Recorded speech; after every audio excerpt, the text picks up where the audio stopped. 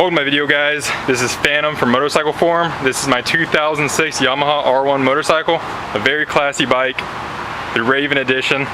And today I'll be showing you how to make your own custom, very classy, very good looking, cheap and rock solid Fender Eliminator kit. Now this is, right here, is where my old one broke off. And that really pissed me off because I spent good money on that. It broke off of me going 160 miles per hour. So I was like, well shit man, I could have popped my tire while I was going that fast and caused me to wreck, which would have been terrible. So today I want to build one that's very solid. Second of all, my other reasoning for wanting to build my own is because I was looking for a replacement one and they were all about $100 or so. And I'm not about to spend $100 on something I can make better myself for $10. Anyways, this kit actually cost me about $23 to make. This is the receipt right here, if you can make it out. The bottom of it says $23, and the reason it was so expensive, it wasn't actually $10 for me, is because I had to buy this tool right here. This tool right here cost me $13. $14, I correct myself. Anyways, I'm gonna go ahead and show you a little more about what all this takes, but before I do that, I'm gonna show you, it's 6:30 right now. So this is gonna give you a good estimate of how long it will take you to build this kit yourself. Now these are all the tools you're gonna need right here. Go ahead and zoom out a little bit for you. On the left top, you're gonna need a 10mm wrench. Second, you're gonna need your 10 slips. You're gonna need flat black paint or whatever color paint you want your kit to be. You're gonna need a screwdriver, but not actually drive screws. I bought this to use as a punch. It cost me $1. So if you already have a punch, you're gonna save another $1.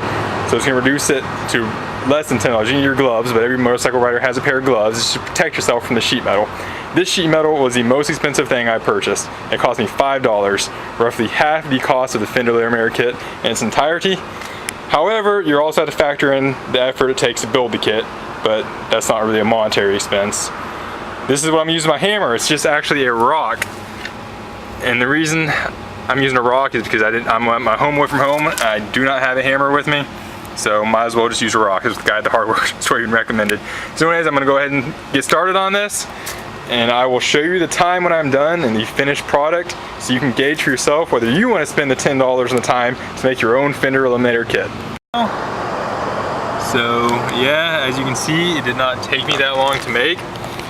The camera's actually picking up some stuff right there, but it looks pretty plain, but that will be covered by the license plate anyways.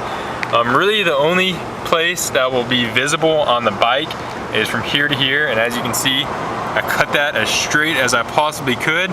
All of this will be covered up. These edges will stick out a little bit. Oh, that's dirt, that's what it is getting on it from the ground. This is after only the first coat of the fast drying flat black spray paint. So I will be doing another coat over it as well. And it shouldn't take me that much longer. I'll be done with this. I'll have myself a very, very nice custom made Fender Eliminator kit. Alright, it's the next day. I have now installed the Fender Eliminator kit. So let's have a look and see how it is. And bam, you can see it right there. Flat black. I mean, it's not bad looking, it's not great looking or anything, but it's definitely not terrible, nothing you can complain about for $10. It's pretty solid, it's made out of steel, sheet metal. My only real complaint about it is it's a little bit flimsy. I mean, as you can see, it moves a bit, but not that big a deal.